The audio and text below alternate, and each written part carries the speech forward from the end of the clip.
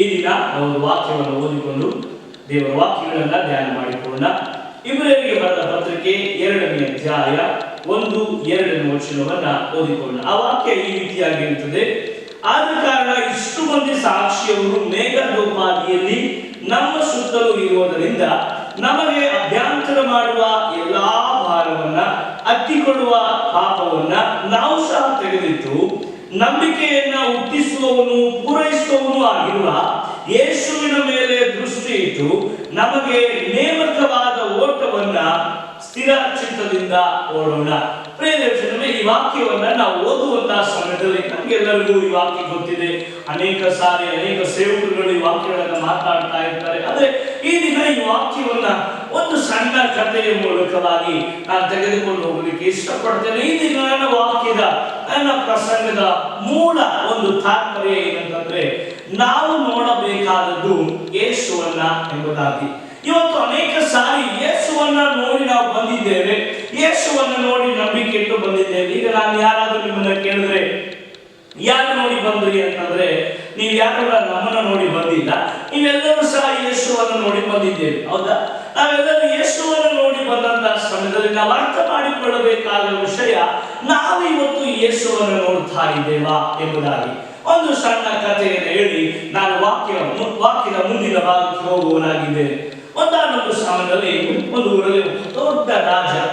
ಆ ರಾಜ ಏನ್ ಮಾಡ್ತಾನೆ ಅಂತಂದ್ರೆ, ಒಂದು ಸಾರನ್ನ ಅಥವಾ ಒಂದು ಅನೌನ್ಸ್ಮೆಂಟ್ ಮಾಡ್ತಾನೆ. ಏನಪ್ಪ ಅನೌನ್ಸ್ಮೆಂಟ್ ಎಂಬುದಾಗಿ ಹೇಳ್ಬೇಕಾದ್ರೆ, ಆ ಒಂದು ರಾಜನ ಹೇಳ್ತಾನೆ, ನೋಡ್ರಿ ಪ್ರಜೆಗಳೇ, ನನ್ನ ರಾಜ್ಯದಲ್ಲಿ ನಿಮ್ಗೆಲ್ಲರಿಗೂ ಒಂದು ಸಿಹಿ ಸಮಾಚಾರ, ಶುಭ ಸಮಾಚಾರ ಇದೆ. ಏನಪ್ಪ ಶುಭ ಸಮಾಚಾರ ಅಂತಂದ್ರೆ, ನೀವೆಲ್ಲರೂ ನನ್ನ ರಾಜ್ಯಕ್ಕೆ ನಾಳೆ ಬೆಳಿಗ್ಗೆ ಬರ್ಬೇಕು. ಬಂದು ನಿಮಗೆ ಯಾರ್ಯಾರಿಗೆ ಏನೇನು ಬೇಕೋ ಅದನ್ನ ತಗೊಂಡು ಹೋಗ್ಬೋದು ಎಂಬುದಾಗಿ ಒಬ್ಬ ದೊಡ್ಡ ರಾಜ, ಶ್ರೀಮಂತನಾದ ರಾಜ ಅನೌನ್ಸ್ ಮಾಡಿದ. ಡಂಗೂರವನ್ನ ಎಲ್ಲ ಕಡೆಗೆ ಸಾರದ. ನಮಗೆಲ್ಲರಿಗೂ ಗೊತ್ತು, ಯಾರಾದ್ರೂ ಏನಾದ್ರೂ ಕೊಡ್ತಾರೆ ಅಂತಂದ್ರೆ ನಾವು ಬೆಳಿಗ್ಗೆ ಎಲ್ಲ ಮಧ್ಯರಾತ್ರಿನೇ ಹೋಗಿ ಏನ್ ಮಾಡಿರ್ತೇವೆ ಅಂತಂದ್ರೆ ಸಾಲಲ್ಲಿ ನಿಂತಿರ್ತೇವೆ. ಫ್ರೀಯಾಗಿ ಸಿಕ್ಕರೆ ನಾವು ಯಾವುದನ್ನ ಬಿಡೋದಿಲ್ಲ. ಹಾಗಾಗಿ ಯಾವಾಗ ಈ ಒಂದು ಸಾರುವಿಕೆಯನ್ನ ಜನರು ಕೇಳಿದ್ರು, ಆ ಎಲ್ಲ ಜನರು ರಾತ್ರಿಯಿಂದ ಪ್ರಯಾಣ ಮಾಡಿ ಆ ಅರಸನ ಅರಮನೆಯ ಮುಂದೆ ಎಲ್ಲರೂ ಸಹ ನಿಂತುಕೊಂಡು, ಕೆಲವೊಬ್ಬ ಮನುಷ್ಯ ಅವನು ಬೆಳಿಗ್ಗೆ ಕಷ್ಟಪಟ್ಟು ಎಲ್ಲರಿಗಿಂತ ಮೊದಲು ಹೋದ. ನಮಗೆಲ್ಲರಿಗೂ ಯಾವಾಗಲೂ ಹೆಂಗಂತಂದ್ರೆ ನಮಗೆ ಆಸೆ ಜಾಸ್ತಿ. ಹಾಗೆ ಈ ಒಬ್ಬ ವ್ಯಕ್ತಿ ಸಹ ಎಲ್ಲವನ್ನ ಬಿಟ್ಟು ಸಾಲಲ್ಲಿ ನಿಂತ ಮೊದಲನೇ ವ್ಯಕ್ತಿ ಅವನನ್ನು ನೋಡ್ತಾ ಇದ್ದಾರೆ. ಹೇಳ್ತಾ ಇದ್ರೆ, ಇವನು ಎಷ್ಟು ಒಂದು ಒಳ್ಳೆಯ ವ್ಯಕ್ತಿ ಆಗಿದ್ದ, ಎಷ್ಟು ಪುಣ್ಯ ಮಾಡಿದ್ದಾನೆ ಎಂಬುದಾಗಿ ಜನ ಅಂದ್ಕೊಳ್ತಾ ಇದ್ದಾರೆ. ನಾವು ಕೂಡ ಅಂದ್ಕೊಳ್ತೇವೆ, ಯಾರಾದ್ರೂ ಮೊದಲು ಹೋದ್ರೆ ಅಥವಾ ಯಾರಿಗೇನಾದ್ರೂ ಮೊದಲು ಸಿಕ್ಕರೆ ನಮ್ಗೆ ಅವ್ರ ಮೇಲೆ ಗೊತ್ತಿಲ್ಲದ ರೀತಿಯಲ್ಲಿ ಹೊಟ್ಟೆ ಕಿಚ್ಚು ಬರ್ತದೆ. ಅದೇನೋ ಗೊತ್ತಿಲ್ಲ, ಮನುಷ್ಯನ ಸ್ವಭಾವ ಅಲ್ರಿ, ಬರ್ತವೆ. ಇವರಲ್ಲಿ ಕೂಡ ಎಲ್ಲರೂ ಒಂದು ದೊಡ್ಡ ಶಾಲೆ ಆಯಿತು. ಇಡೀ ಆ ಒಂದು ಊರಲ್ಲಿರುವಂತಹ ಪ್ರತಿಯೊಬ್ಬರು ಸಹ ಅಲ್ಲಿ ಹೋಗಿ ನಿಂತುಕೊಳ್ಳುವಂಥದ್ದನ್ನು ನಾವು ಗಮನಿಸ್ತೇವೆ. ಅದಾದ ನಂತರ ಸಮಯ ಬಂದು ರಾಜನು ತನ್ನ ಸಿಂಹಾಸನದ ಮೇಲೆ ಬಂದು ಕೂತ್ಕೊಂಡ. ರಾಜನು ಈಗ ಪ್ರಾರಂಭ ಮಾಡ್ತಾ ಇದ್ದಾನೆ, ಬನ್ನಿ ಪ್ರಜೆಗಳೇ, ನಿಮಗೆ ಏನೇನು ಬೇಕೋ ತೆಗೆದುಕೊಂಡು ಹೋಗ್ರಿ ಎಂಬುದಾಗಿ ಹೇಳಿದಂತಹ ಸಮಯದಲ್ಲಿ ಆ ಸಾಲಿನಲ್ಲಿ ಮೊದಲು ಇದ್ದವನು ಎಲ್ಲರಿಗೂ ಅವನ ಮೇಲೆ ಕ್ಯೂರಿಯಾಸಿಟಿ, ಅವನು ಏನ್ ಮಾಡ್ತಾನೆ, ಅವನು ಏನ್ ಕೇಳ್ತಾನೆ, ಅವನು ಏನ್ ತಗೊಂಡು ಹೋಗ್ತಾನೆ ಎಂಬುದಾಗಿ. ಆವಾಗ ಮೊದಲನೇ ಬಂದಂತ ವ್ಯಕ್ತಿ ಅವನ ಒಂದು ಅರಸನ ಹತ್ರ ಹೋಗಿ ಕೇಳ್ತಾನೆ, ರಾಜ, ನನಗೆ ಇಷ್ಟು ವರ್ಷದಿಂದ ನೀನು ಕುಂತಂತ ಸಿಂಹಾಸನದ ಮೇಲೆ ಬಹಳ ಕಣ್ಣಿತ್ತು ರಾಜ, ನನಗೆ ಆ ಸಿಂಹಾಸನ ಕೊಡುವಂತ. ನೋಡ್ರಿ, ಸಿಂಹಾಸನ ರಾಜ ಹೇಗಿರ್ತದೆ ನಮ್ಗೆಲ್ಲರಿಗೂ ಗೊತ್ತು. ನಮ್ಮ ಹಾಗೆ ಇಂತೆಲ್ಲ ಚೇರ್ಗಳನ್ನು ನಾವು ಯೂಸ್ ಮಾಡಲ್ಲ, ಟೀಕು ಅದು ಇದು ಯೂಸ್ ಮಾಡಲ್ಲ. ಅವನು ಬಂಗಾರ, ಅವನ ಒಂದು ಸಿಂಹಾಸನವನ್ನ ಮೇಲಿಂದ ನಾವು ನೋಡಿದ್ರೆ ಕೂಡ ಅಷ್ಟು ಸೂಪರ್ ಆದಂತ ಸಿಂಹಾಸನ. ಅನೇಕ ಒಂದು ದೇಶಗಳಲ್ಲಿರುವಂತ ಎಲ್ಲ ಬಂಗಾರ ವಜ್ರ ವೈಡೂರ್ಯಗಳಿಂದ ಅಲಂಕೃತವಾದಂತ ಸಿಂಹಾಸನ ಒಂದಾಗಿತ್ತು. ಎಲ್ಲರ ಅವನನ್ನು ನೋಡಿ ಒಂದು ಸಾರಿ ಗಾಬರಿಯಾಗಪ್ಪ, ಎಂಥವನು ಇವನು ಪಡ್ಕೊಂಡ, ಎಂಥ ಒಂದು ವಿಷಯವನ್ನು ಇವನು ಪಡ್ಕೊಂಡ ಎಂಬುದಾಗಿ ಎಲ್ಲರೂ ಅವರನ್ನು ನೋಡ್ತಾ ಇದ್ದಾರೆ. ಇವನಿಗೆ ಎಲ್ಲಿಲ್ಲದ ಸಂತೋಷ. ರಾಜ ಯಾವಾಗ ಅವನ ಮಾತಾಡಿದ ರಾಜ ಹೇಳ್ತಾನೆ, ಹೌದಾ ಸರಿ ತೆಗೆದುಕೊಂಡು ಹೋಗು ಎಂಬುದಾಗಿ. ಯಾವಾಗ ಅವನಿಗೆ ಒಂದು ಕಿರೀಟ, ಯಾವ ಒಂದು ಸಿಂಹಾಸನ ಸಿಕ್ತೋ, ಅವನು ಎಲ್ಲರಿಗೆ ಗೊತ್ತಾಗುವಂತ ರೀತಿಯಲ್ಲಿ ಅದರ ದೊಡ್ಡ ಮೆರವಣಿಗೆಯಲ್ಲಿ ತೆಗೆದುಕೊಂಡು ಹೋಗ್ತಾ ಇದ್ದಾನೆ. ಒಂದು ಹೀಗೆ ಪ್ರತಿಯೊಬ್ಬರು ಕೂಡ ಒಂದೊಂದು ಕೇಳಲಿಕ್ಕೆ ಬರ್ತಾ ಇದ್ದಾರೆ. ಇನ್ನೊಂದು ಎರಡನೇದಾಗಿ ಬಂದ ಅವನು ಕೇಳ್ತಾ ಇದ್ದಾರೆ, ರಾಜ ನನಗೆ ಬಹಳ ದಿನದಿಂದ ಒಂದು ಆಸೆ ರಾಜ, ನಿನ್ನ ಒಂದು ತಲೆಯ ಮೇಲಿರುವಂತ ಕಿರೀಟ ಬೇಕು ರಾಜ ಎಂಬುದಾಗಿ. ಒಬ್ಬನು ಸಿಂಹಾಸನ ತಗೊಂಡು ಹೋಗ್ತಾ ಇದ್ದಾನೆ, ಅವನು ಕಿರೀಟ ತಗೊಂಡು ಹೋಗ್ತಾನೆ. ಈಗ ಅಪ್ಪಿತಪ್ಪಿ ನಾವು ಯಾರಾದ್ರೂ ನಿಮ್ಮನ್ನ ಕೇಳಿದ್ರೆ ನಿಮಗೆ ಏನೇನು ಬೇಕು ಅಂತ ಕೇಳಿದ್ರೆ ನೀವಲ್ಲಿ ಕೂಡ ಹೇಗೆ ಆಸೆ ಇರ್ತಾವೋ ಹಾಗೆ ಅವರಲ್ಲಿ ಸಹ ಆ ತರವಾದ ಆಸೆಗಳಿದ್ದು. ಹಾಗೆ ಒಬ್ಬನು ಒಂದು ಸಿಂಹಾಸನವನ್ನು ತೆಗೆದುಕೊಂಡು ಹೋದ, ಇನ್ನೊಬ್ಬನು ಒಂದು ರಾಜನ ಕಿರೀಟವನ್ನು ತೆಗೆದುಕೊಂಡು ಹೋದ. ರಾಜನ ಕಿರೀಟವನ್ನು ತೆಗೆದುಕೊಂಡು ಹೋಗುವಾಗ ಅವನು ಸಹ ದೊಡ್ಡದಾಗಿ ವಿಜೃಂಭಣೆಯಿಂದ ಅದನ್ನು ತೆಗೆದುಕೊಂಡು ಹೋಗ್ತಾ ಇದ್ದಾನೆ.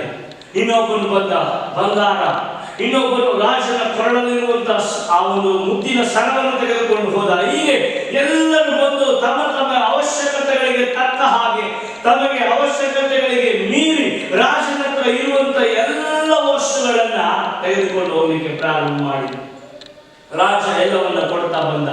ನಮಗೆಲ್ಲರಿಗೂ ಗೊತ್ತು, ರಾಜ ಎಂಬುದಾಗಿ ಹೇಳಬೇಕಾದ್ರೆ ಅವನಿಗೆ ತಕ್ಕ ಹಾದ ಘನತೆ ಗೌರವ ನಮಗೆಲ್ಲರಿಗೂ ಗೊತ್ತಿರುವಂತ ವಿಷಯ.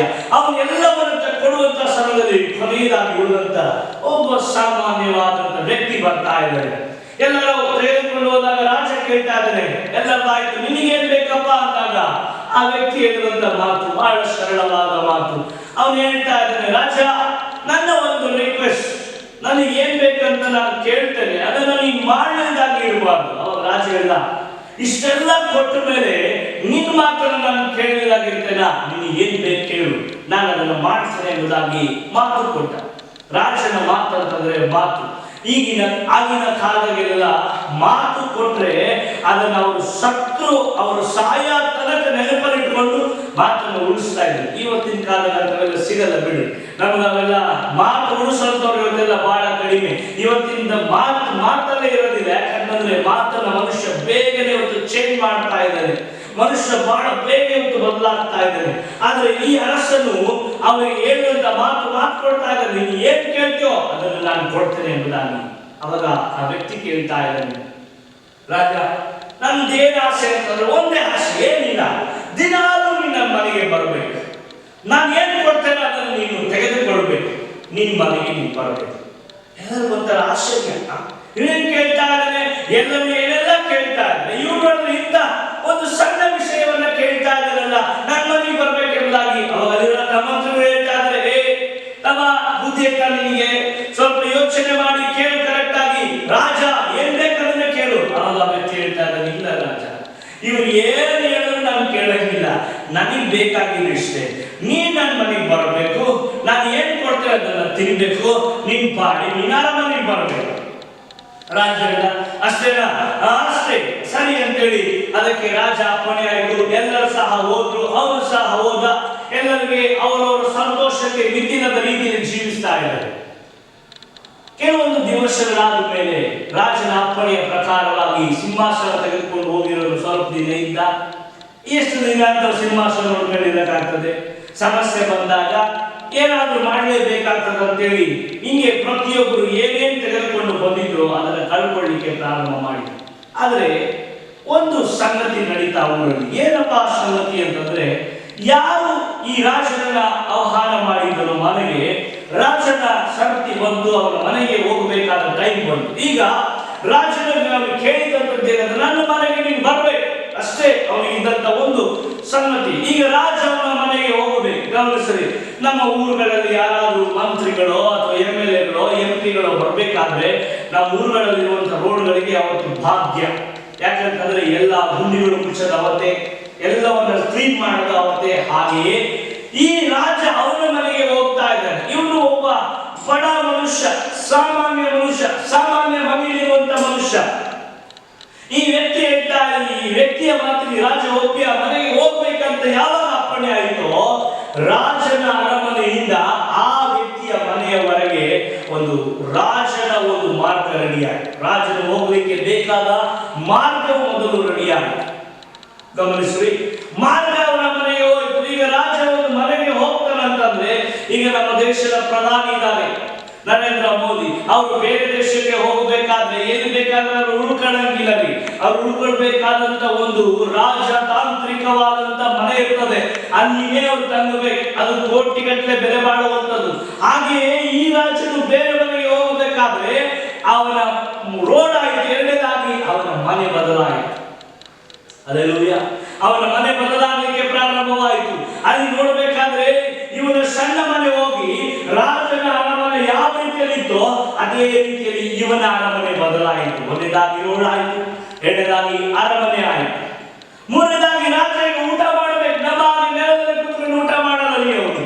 ನಮ್ಮ ಹಾಗೆ ಯಾವುದೋ ಒಂದು ತಟ್ಟೆಯಲ್ಲಿ ತಿನ್ನುವಂತವನಲ್ಲ. ಅವನಿಗೆ ಆದಂತ ಒಂದು ಸ್ಥಾನ, ಮಾನ, ಘನತೆ, ಗೌರವ ಇದೆ. ಅದಕ್ಕಾಗಿ ಅವನು ಏನ್ ಮಾಡ್ತಾ ಇದ್ದಾನೆ ಅಂತಂದ್ರೆ ಅವನ ಮನೆಯಲ್ಲಿರುವಂತ ಎಲ್ಲಾ ಪಾತ್ರೆಗಳು, ಸಾಮಾನುಗಳು ಬಂಗಾರವಾಯಿತು.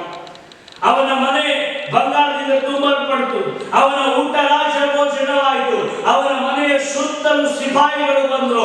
ಹೀಗೆ ಆ ಒಂದು ದೇಶದಲ್ಲಿ ರಾಜನ ಬಿಟ್ರೆ ನೆಕ್ಸ್ಟ್ ಯಾರಾದ್ರೂ ಇದ್ರೆ ಅದು ಈ ಮನುಷ್ಯರ. ಆಮೇಲೆ ಹಲ್ಲೆಲೂಯಾ.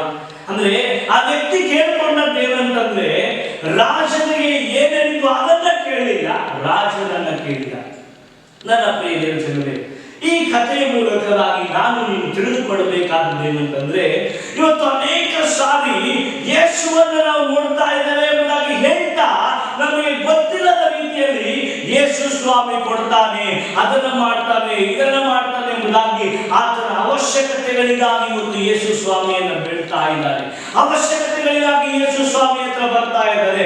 ಆರೋಗ್ಯಕ್ಕಾಗಿಯೋ ಅಥವಾ ಇನ್ನೊಂದಕ್ಕಾಗಿಯೋ ಮತ್ತೊಂದಕ್ಕಾಗಿಯೋ ಯೇಸು ಹತ್ರ ಬರ್ತಾ ಇದ್ದಾರೆ. ನನ್ನ ಪ್ರಿಯ ದೇವಜನರೇ, ನಿನ್ನ ಪ್ರಾರಂಭ ಏನಾಗಿತ್ತು?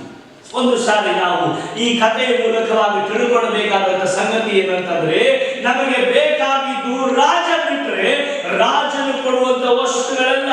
ರಾಜನು ಕೊಡುವಂತ ವಸ್ತುಗಳು ಯಾರ್ಯಾರು ತೆಗೆದುಕೊಂಡಿದ್ರು ಸ್ವಲ್ಪ ಕಾಲ ಮಾತ್ರವೇ ಅವುಗಳನ್ನು ಇಟ್ಟುಕೊಂಡಿದ್ರು. ಒಂದು ಸಮಯ ಬಂತು, ಆ ಸಮಯದಲ್ಲಿ ಎಲ್ಲವನ್ನ ಮಾರಿ ಹಾಳು ಮಾಡಿಕೊಂಡ್ರು. ಇವತ್ತು ಕೂಡ ನಾವು ತಿಳಿದುಕೊಳ್ಳಬೇಕಾದ ವಿಷಯ, ಇಬ್ರಿಯ ಪತ್ರಿಕೆಯಲ್ಲಿ ನಮಗೆ ಹೇಳುವಂತ ವಿಷಯ ಏನಂತಂದ್ರೆ ಅನೇಕ ಸಾಕ್ಷಿಗಳು ನಮ್ಮ ಮುಂದೆ ಇದ್ದಾರೆ. ಆ ಎಲ್ಲಾ ಸಾಕ್ಷಿಗಳು ಅಗತ್ಯತೆಗಳಿಗಾಗಿ ಯೇಸು ಹತ್ರ ಹೋಗಲಿಲ್ಲ, ಯೇಸುವನ್ನ ನೋಡಿದರು. ನಿನ್ನ ನನ್ನ ಜೀವಿತದಲ್ಲಿ ಇವತ್ತು ನಾವು ಒಂದನ್ನು ಅರ್ಥ ಮಾಡಿಕೊಳ್ಳಬೇಕಾದ ವಿಷಯ, ನಾವು ಯೇಸುವನ್ನ ನೋಡುವವರಾಗಿರಬೇಕು. ಯೇಸು ಏನು ಮಾಡ್ತಾನೋ ಅಲ್ಲ, ಯೇಸು ಏನು ಕೊಡ್ತಾನೋ ಅಲ್ಲ, ಯೇಸು ಏನು ಮಾಡ್ತಾನೋ ಅಥವಾ ಏನನ್ನ ಪೂರೈಸ್ತಾನೋ ಅಲ್ಲ. ಯೇಸು ನಮ್ಮ ಜೀವಿತದಲ್ಲಿರುವುದಾದ್ರೆ, ಯೇಸು ನಿನ್ನ ನನ್ನ ಕುಟುಂಬದಲ್ಲಿರುವುದಾದ್ರೆ ನಾನು ಹೇಳ್ತೇನೆ ಕೇಳ್ರಿ, ನಿಮಗೆ ಬೇಕಾದಂತ ಅಗತ್ಯತೆಗಳನ್ನ ಆ ನಾಮ ಪೂರೈಸುವಂತ ನಾಮವಾಗಿದೆ. ಅದಕ್ಕಾಗಿಯೇ ಯೇಸು ಎಂಬ ನಾಮ ಎಲ್ಲಾ ನಾಮಗಳಿಗಿಂತಲೂ ಮೇಲಾದ ನಾಮ. ಯೇಸು ಎನ್ನುವಂತ ನಾಮ ನಿನ್ನ ನನ್ನ ಅಗತ್ಯತೆಗಳನ್ನ ಸಂಧಿಸುವಂತ ನಾಮವಾಗಿದೆ. ಪ್ರಿಯ ದೇವಜನರೇ, ಅದಕ್ಕಾಗಿ ವಚನವನ್ನು ನಾವು ಓದುವಾಗ ವಾಕ್ಯ ಹೇಳ್ತದೆ, ನಂಬಿಕೆಯನ್ನು ಹುಟ್ಟಿಸುವವನು ಪೂರೈಸುವವನಾದ ಯೇಸುವಿನ ಮೇಲೆ ದೃಷ್ಟಿ ಇಡಬೇಕು ಎಂಬುದಾಗಿ. ಇವತ್ತು ಯೇಸು ಏನು ಮಾಡುತ್ತಾರೆ ಅದರ ಮೇಲೆ ಅಲ್ಲ, ಇವತ್ತು ನಮಗೆ ಬರುವಂತಹ ಆಶೀರ್ವಾದಗಳ ಮೇಲೆ ದೃಷ್ಟಿ ಹೋಗಬಾರದು. ಇವತ್ತು ನಾವು ಯಾವ ರೀತಿಯಲ್ಲಿ ಬೆಳೀತಾ ಇದ್ದೇವೆ ಅದರ ಮೇಲೆ ದೃಷ್ಟಿ ಹೋಗಬಾರದು. ನಮ್ಮ ದೃಷ್ಟಿ ಏನಿದ್ರು ಏನಿಲ್ಲ ಅಂತಂದ್ರು ಯೇಸುವಿನ ಮೇಲೆ ದೃಷ್ಟಿ ಇಡ್ರಿ, ಯೇಸುವಿನ ಮೇಲೆ ದೃಷ್ಟಿ ಇಡ್ರಿ. ಈ ಪ್ರಪಂಚದಲ್ಲಿ ನಾವು ಬದುಕಬೇಕಾದ್ರೆ ಯೇಸುವಿನ ನಾಮ. ಅದಕ್ಕೆ ಪೇತ್ರನ ಜೀವಿತವನ್ನು ನೀವು ಗಮನಿಸಿರಿ. ಯೇಸು ಸ್ವಾಮಿಯನ್ನ ಅನೇಕರು ಅನೇಕ ವಿಧವಾಗಿ ನೋಡಿದಂತ 12 ಜನ ಶಿಷ್ಯರು 12 ವಿಧವಾಗಿ ನೋಡಿದ್ರೆ ಪೇತ್ರನು ಒಂದು ತರವಾಗಿ ಯೇಸು ಸ್ವಾಮಿಯನ್ನ ನೋಡಿದ. ಒಂದು ಸಮಯದಲ್ಲಿ ಯೇಸು ಸ್ವಾಮಿ ಅವರೆಲ್ಲರನ್ನ ಕಳಿಸಿ ಏಕಾಂತವಾಗಿ ಪ್ರಾರ್ಥನೆ ಮುಗಿಸಿಕೊಂಡು ಬಂದಂತಹ ಸಮಯದಲ್ಲಿ ದೋಣಿ ಬಹಳ ದೂರವಾಗಿ ಹೋಗಿತ್ತು. ನಮಗೆಲ್ಲರಿಗೂ ಗೊತ್ತಿರುವಂತಹ ವಿಷಯ. ಯೇಸು ಸ್ವಾಮಿ ಸಮುದ್ರದ ಮೇಲೆ, ನೀರಿನ ಮೇಲೆ ನಡೆದುಕೊಂಡು ಹೋಗ್ತಾ ಇದ್ದಾನೆ. ಅಲ್ಲಿರುವಂತ ಎಲ್ಲ ಶಿಷ್ಯರು ಗಾಪಿಯಾಗಿ ದೆವ್ವ ದೆವ್ವ ದೆವ್ವ ಎಂಬುದಾಗಿ ಹೇಳ್ತಾ ಇದ್ದಾರೆ ಯೇಸು ಸ್ವಾಮಿಯನ್ನ. ಆದ್ರೆ ಯೇಸು ಸ್ವಾಮಿ ಹೋಗಿ ಹೇಳುವಂತ ಮಾತು, ನಾನೇ. ನೋಡ್ರಿ, ಅನೇಕ ಸಾರಿ ನಾವು ಯಾರನ್ನು ನೋಡ್ತೇವೆ ಅನ್ನುವಂಥ ವಿಷಯದಲ್ಲಿ ಬಹಳಷ್ಟು ನಾವು ಭಯ ಪಡ್ತೇವೆ. ಅಲ್ಲಿ ಯೇಸು ಸ್ವಾಮಿ ಹೇಳ್ತಾರೆ ನಾನೇ. ಅವಾಗ ಇಮಿಡಿಯೇಟ್ ಆಗಿ ಬರುವಂತ ಒಂದು ವರ್ಡ್ ಯಾರ ಮೂಲಕವಾಗಿ ಅಂದ್ರೆ ಪೇತ್ರನ ಮೂಲಕವಾಗಿ. ಪೇತ್ರ ಹೇಳ್ತಾರೆ, ಸ್ವಾಮಿ ಗುರುವೇ ಅದು ನೀನೇ ಆಗಿದ್ರೆ ನಾನು ಮಾಡ್ತೀನಿ ಸ್ವಾಮಿ. ಆಯ್ತು ಬಾ ಮಗನೇ. ಯಾವತ್ತೂ ಕೂಡ ದೇವರು ನಮ್ಮ ನಂಬಿಕೆಯನ್ನು ನೋಡಿ ಮೆಚ್ಚುವ ದೇವರಾಗಿದ್ದಾನೆ. ಅದೇ ನಾವು ಯಾರಾದ್ರೂ ಬೇರೆ ಬಿದ್ದಿದ್ರೆ ಅಥವಾ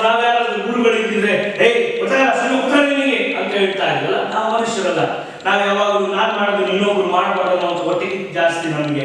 ಆದರೆ ಯೇಸು ಸ್ವಾಮಿಯನ್ನ ಪ್ರಪಂಚದಲ್ಲಿ ಶ್ರೇಷ್ಠವಾದ ಗುರುಗಳಲ್ಲಿ ಒಬ್ಬರು ಅಂತ ಯಾಕೆ ಕರಿತೇವೆ ಅಂತಂದ್ರೆ, ಬರೀ ಹೇಳಿಕೊಡ್ಲಿಲ್ಲ, ಅವರ ಜೀವಿತವನ್ನೇ ಆತನವರಿಗೆ ಮಾದರಿಯಾಗಿ ತೋರಿಸಿದ್ರಿ. ಅದಕ್ಕೆ 12 ಜನ ಶಿಷ್ಯರು ಇಡೀ ಪ್ರಪಂಚವನ್ನೇ ಯಾಕೆ ನಡಗಿಸಿದ್ರಂದ್ರೆ, ಯೇಸು ಸ್ವಾಮಿ ಬರೀ ಗುರುವಾಗಿದ್ದಿಲ್ಲ, ಯೇಸು ಸ್ವಾಮಿ ಮಾದರಿಯ ಗುರುವಾಗಿದ್ದ. ಎಂತ ಒಳ್ಳೆ ದೇವರು ನಮ್ಮ ದೇವರು. ಆ ವಾಕ್ಯವನ್ನು ನಾವು ಓದುವಂತಹ ಸಮಯದಲ್ಲಿ, ಓದುವುದು ಬೇಡ, ನಮಗೆಲ್ಲರಿಗೂ ಗೊತ್ತಿರುವ ಕಾರಣ ನಾನು ಹಾಗೆ ಹೇಳ್ತೇನೆ, ಕೇಳಿಸ್ಕೊಳ್ರಿ. ಆ ವಾಕ್ಯವನ್ನು ನಾವು ಓದುವಾಗ ಅಲ್ಲಿ ಹೇಳ್ತಾ ಇದ್ದಾರೆ, ನೀನು ಬಾ ಅಂತ ಹೇಳಿದಾಗ ಪೇತ್ರನು ನೀರಿನ ಮೇಲೆ ನಡೀತಾ ಇದ್ದಾನೆ. ಆಮೇಲೆ ಹಲ್ಲೆಲೂಯಾ, ನಡೀತಾ ಇದ್ದಾನೆ. ನಡೆಯುವಾಗ ಒಂದು ಒಳ್ಳೆ ಸಂತೋಷ, ನೀರಿನ ಮೇಲೆ ನಡೀತಾ ಇದ್ದಾನೆ. ಪ್ರಪಂಚದಲ್ಲಿ ಯೇಸು ಸ್ವಾಮಿ ಬಿಟ್ಟರೆ ನೀರಿನ ಮೇಲೆ ಯೇಸು ಸ್ವಾಮಿ ಆದ್ಮೇಲೆ ನೆಕ್ಸ್ಟ್ ಯಾರಾದ್ರೂ ಭೂಮಿ ಮೇಲೆ ನೀರಿನ ಮೇಲೆ ನಡೆದಂತ ಇದ್ರೆ ಯಾರು? ಪೇತ್ರನು ಮಾತ್ರ. ಯಾಕಂತಂದ್ರೆ ಯೇಸು ಆದ್ಮೇಲೆ ನೆಕ್ಸ್ಟ್ ಅವನು ನಡೀತಾ ಇದ್ದಾನೆ. ನಡೆಯುವಂತಹ ಸಮಯದಲ್ಲಿ ಈ ವಾಕ್ಯವನ್ನು ನಾವು ಓದುವಾಗ ಅಲ್ಲಿ ದೇವರ ವಾಕ್ಯ ಹೇಳ್ತದೆ, ನಡೀತಾ ಇರುವಂತಹ ಸಮಯದಲ್ಲಿ ಸ್ವಲ್ಪವಾಗಿ ಗಾಳಿ, ಸ್ವಲ್ಪವಾಗಿ ಮಳೆ, ಸ್ವಲ್ಪವಾದಂತಹ ಸುತ್ತಮುತ್ತಲಿನ ವಾತಾವರಣವನ್ನು ನೋಡಿದ ಕೂಡಲೇ ಅವನಿಗೆ ಭಯ ಸ್ಟಾರ್ಟ್ ಆಯಿತು.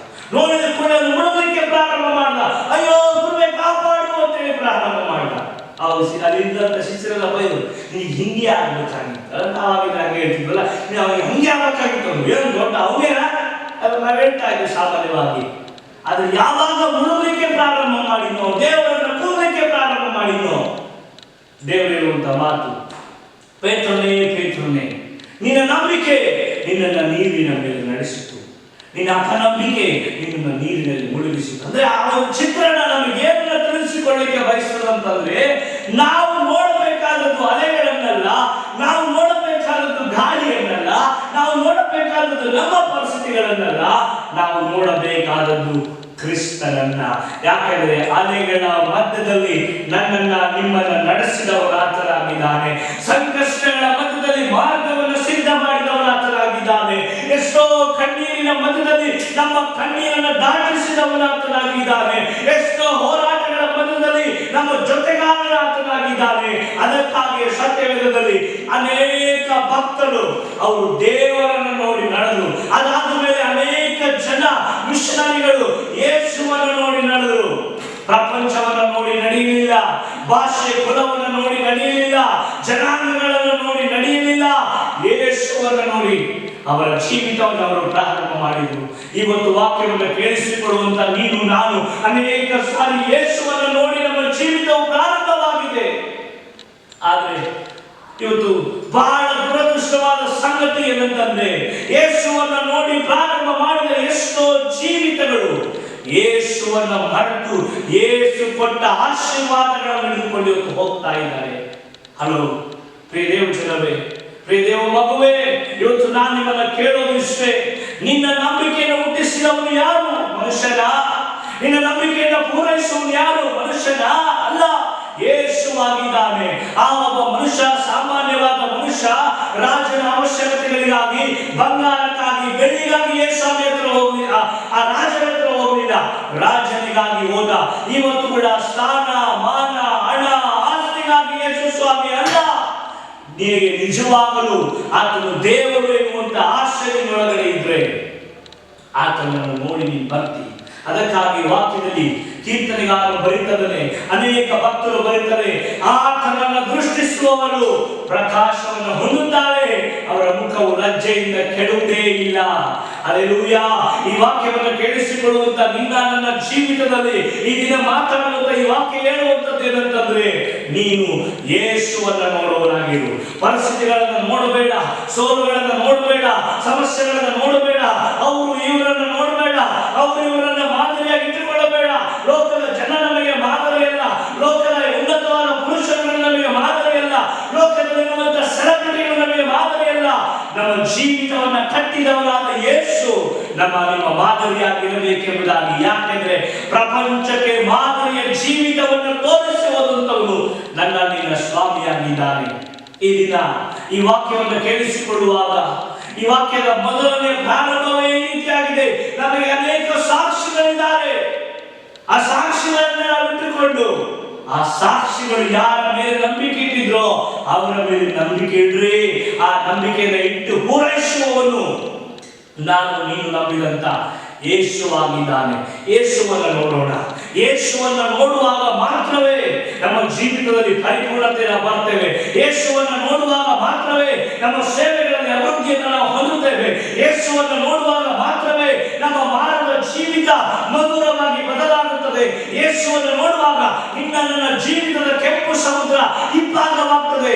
ಯೇಸುವನ್ನು ನೋಡುವಾಗ ಮಾತ್ರವೇ ಎಂತಹ ಉನ್ನತವಾದ ಪುರುಷರು, ನೆಫಿಲಿಯ ಆತ್ಮಗಳು ನಿನಗೆ ವಿರುದ್ಧವಾಗಿ ಬಂದರು ನಿನ್ನನ್ನು ಏನು ಮಾಡಲಿಕ್ಕೆ ಸಾಧ್ಯವಿಲ್ಲ. ಯಾಕೆಂದ್ರೆ ಯೇಸು ಎನ್ನುವಂತ ನಾಮ ಎಲ್ಲಾ ನಾಮಗಳಿಗಿಂತಲೂ ಮೇಲಾದ ನಾಮ.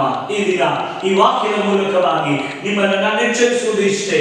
ಒಂದು ವೇಳೆ ನಾವು ಯೇಸುವನ್ನು ನೋಡಿ ಈ ಜೀವಿತ ಇವತ್ತು ಪ್ರಾರಂಭವಾಗಿದ್ದೆ, ಆದರೆ ಇವತ್ತು ಯೇಸುವನ್ನೇ ನೋಡ್ತಾ ಇದ್ದೇವಾ? ಒಂದು ಸಾರಿ ನಮ್ಮನ್ನೇ ನಾವು ಪರೀಕ್ಷೆ ಮಾಡಿಕೊಳ್ಳೋಣ.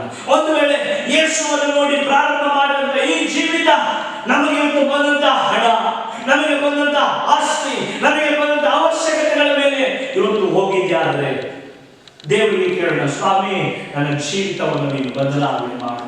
ಸ್ವಾಮಿ ನನ್ನ ಜೀವಿತವನ್ನ ನೀನನ್ನು ನೋಡುವಂತೆ ನನ್ನನ್ನು ಬದಲಾಯಿಸಿ ಎಂಬುದಾಗಿ ಕೇಳು. ಆಗ ಕೇಳುವುದಾದ್ರೆ ಖಂಡಿತವಾಗಲೂ ನಾನು ಹೇಳ್ತೇನೆ, ನಿನ್ನ ಜೀವಿತದ ಪ್ರಾರಂಭ ಯಾವ ರೀತಿಯಲ್ಲಿ ಇತ್ತೋ ಅದಕ್ಕಿಂತ 10 ಪಟ್ಟಾಗಿ ದೇವರನ್ನು ಹೆಚ್ಚಿಸುವವನಾಗಿದ್ದಾನೆ. ಯಾಕೆಂದ್ರೆ ಆತನನ್ನು ನೋಡುವವರು ಆಶಾಭಂಗ ಪಡುವುದೇ ಇಲ್ಲ ಎಂಬುದಾಗಿ ವಾಕ್ಯದಲ್ಲಿ ಬರೆಯುವಂತದ್ದಾಗಿದೆ. ನನ್ನ ಪ್ರಿಯ ದೇವಜನರೇ, ಈ ವಾಕ್ಯದ ಮೂಲಕವಾಗಿ ದೇವರು ತಾನೇ ನಮ್ಮನ್ನು ಆಶೀರ್ವಾದ ಮಾಡಿ ಕಣ್ಣುಗಳನ್ನು ಮುಚ್ಚೋಣ, ಪ್ರಾರ್ಥನೆ ಮಾಡಿಕೊಳ್ಳೋಣ. ಮಹಾಪರಿಶುದ್ಧನಾದಂತ ಸ್ವಾಮಿ, ನಿನ್ನ ನಾಮಕ್ಕೆ ನಾವು ಸ್ತೋತ್ರ ಮಾಡುತ್ತೇವೆ. ಈ ದಿನ ಈ ವಾಕ್ಯಗಳಿಗಾಗಿ ನಿನಗೆ ಸ್ತೋತ್ರಪ್ಪ ದೇವರೇ. ಈ ವಾಕ್ಯದ ಮೂಲಕವಾಗಿ ನಮ್ಮೊಟ್ಟಿಗೆ ಮಾತಾಡಿದೆ ಎಂಬುದಾಗಿ ನಾವು ನಂಬುತ್ತಾ ಇದ್ದೇವೆ. ಇವತ್ತು ನಾವು ನಿಮ್ಮನ್ನು ನೋಡುವಂಥದ್ದನ್ನ ನಮಗೆ ಕಲಿಸಿಕೊಡು.